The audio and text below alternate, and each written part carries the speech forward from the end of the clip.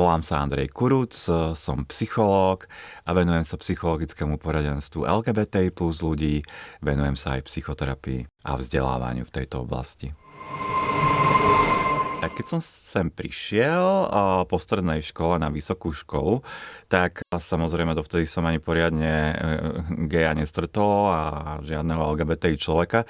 Veľmi silno som cítil, že potrebujem niekoho spoznať. Habio vlastne malo linku dôvery, kam sa dalo zavolať. Vtedy samozrejme neexistovali mobily, neexistoval internet. Býval som vtedy na Horskom parku a tam bol vlastne taký telefón pri vrátnici, tak som volal z toho telefónu pri vrátnici a volal som vlastne na tú linku v nejakom vymedzenom čase, to bolo medzi 17. a 20. Spomínam, že v tom období mi to dosť pomohlo, ako keby sa nejak si uvedomiť, že jednoducho, že som v pohode, že som v poriadku, hej, že nie som v tom sám a že sú tu iní ľudia a že to nemusí byť také hrozné, ako to vyzeralo predtým, keď sme sa ešte zvykli stretávať. A občas sme teda skončovali aj na tých bytových party, tam sme sa veľa rozprávali. Vlastne sme išli autobusom do tej Trnávky, tam už bolo viac chalanov v autobuse. Bolo to pre mňa náročné. Som bol taký, že neviem, čo ma čaká, zahambený, neviem, čo mám hovoriť. Myslím, že určite som bol nejakým spôsobom v kontakte s tou komunitou a s týmito organizáciami. Bola snaha vytvoriť ešte nejaké ďalšiu organizáciu, že Hub, lebo býval som na takom jednom dome, ktorý sme prezývali tiež taký, neviem, ako to nazvať, teplý domček. Prvá hra bola, keby veci boli tým, čím sú. To sme vlastne robili aj spolu s Leou Vitkovskou, s Romanom samotným, hej. Roman vlastne na začiatku u nás hral aj s Robkom Pakanom, ale úplne prvá hra, ale napísal som ju ako druhú, bola divadelná hra Slabosy. A bolo to vlastne príbeh 4 ľudí z queer community, ktorí si v podstate prechádzali nejakými svojimi tráblami. Hej. Boli to 2 dievčatá, 2 chalani. Otvárali sa tam vlastne témy sexuálnej orientácie, témy vlastne partnerských vzťahov, téma násilia, dokonca aj HIV, hej, že tých tém tam bolo teda požehnanie, ale šli tam naši kamaráti a tým sa to podľa mňa páčilo, hej, že tie reakcie boli fajn, no my sme urobili takú vec, že ešte sme tam dotrepali vrak auta, lebo celé to bolo ako taký road trip. To sme boli ešte taká prvotná zostava, ktorá v podstate založila to divadlo a niektorí z nich sa mu venujeme dodnes. Bolo to aj zábavné, hej, že veľmi sme sa aj pri tom zabavili a naozaj tie prvé inscenácie, hej, bolo to aj dosť o tej zábave, o tom, že sme chceli hrať a zároveň sme chceli aj hovoriť o týchto témach. Tak nás aj pomenovali, keď sme robili ďalšie hry, že angažované divadlo, tak hej, začali by sme byť angažovaní v tomto smere. Vtedy sme niekoľko ročníkov spolu organizovali Dúhový Pride,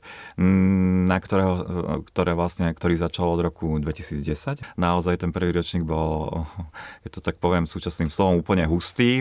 Bolo tam vlastne veľa, jak to poviem, pekne, náckov, tak to poviem. Proste veľa ľudí, ktorí boli nenávistní a ktorí vlastne nás tam napádali. Polícia ich musela oddelovať. Pamätám si, ako sme išli pod mostom a hodili nám tam dimovnicu.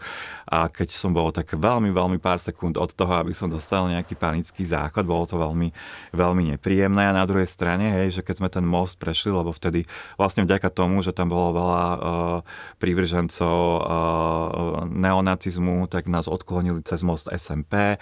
Ale keď sme to prešli, tak som bol veľmi hrdý, hej, že sme to prešli a že sa nám to podarilo. Ten tím, ktorý to pripravuje, je to extrémne vyčerpávajúce a mnohí sme tam vlastne dospeli, hlavne po tom roku, kedy sa udialo referendum o rodine.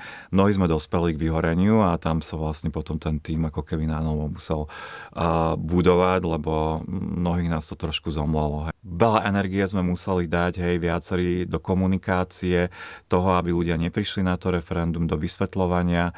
Teším sa ale, že aj veľa ľudí, spojencov, expertov a expertiek chodili do tých diskusí a vlastne obhajovali a argumentovali, že prečo sú dôležité ľudské práva aj našej menšiny a že jednoducho je dôležité, aby sme boli súčasťou spoločnosti.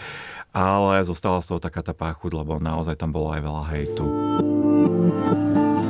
My Myslím si, že tým, že sme furt boli na scéne, tak hlavne v tej kultúrnej obci sme ako keby rozvírili stojaté vody a začali nás nejakým spôsobom rešpektovať napriek počiatočnej kritike, že furt teda píšeme len o LGBTI ľuďom a tak, ale začali nás vnímať ako súčasť vlastne tej kultúrnej obce, čo sa mi zdalo veľmi dôležité. Sice možno, že to nebol politický aktivizmus, ale vlastne aj kultúrna politika je politika, hej, tak a naozaj som vnímal, že nás začínajú vnímať ako nejakých partnerov.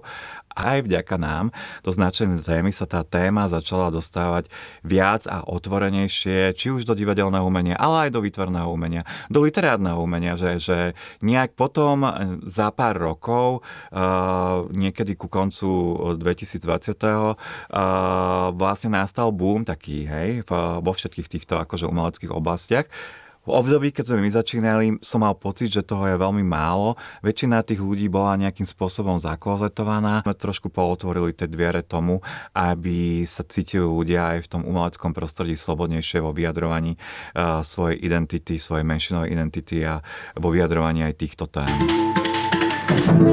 Myslím si, že viackrát sa mi stalo, že prišli za mnou ľudia po predstavení, že jednoducho, že to bolo super, že sa v tom videli a že vlastne dalo im to nejaký pocit, že nie sú sami a že vlastne niekam patria a že si uvedomili, že vlastne sú v poriadku a sú prirodzení a to bolo pre mňa veľmi silné, keď som videl, že naozaj to má zmysel a že to, čo som si ja predstavil v hlave, že naozaj je dôležité ukazovať aj tieto príbehy, má zmysel. A čo sa týka poradenstva alebo terapie, to bolo vždy pekné, keď prišli ľudia a zápasili vlastne často so svojou identitou, transrodoví ľudia a potom vlastne rozkvitli a keď vlastne začali prechádzať tranzíciou, podarilo sa nám spoločne prejsť nejaké prekážky v rámci seba prijatia a keď urobili prvé kroky a vlastne som videl, ako je im oveľa lepšie, ako sa majú lepšie a ako im odišli nejaké psychické ťažkosti. Takže to je pre mňa, to bola vždy pre mňa taká satisfakcia. Bola to teda super jazda, že tých dosť veľa rokov, vlastne No Mantinels existuje nejakých teraz už 16 rokov, ale bolo to veľmi zaujímavé, prospešné. Úplne by som ale bol najradšej, aby som sa dožil dňa, že kedy naozaj to zrovnoprávne nepríde.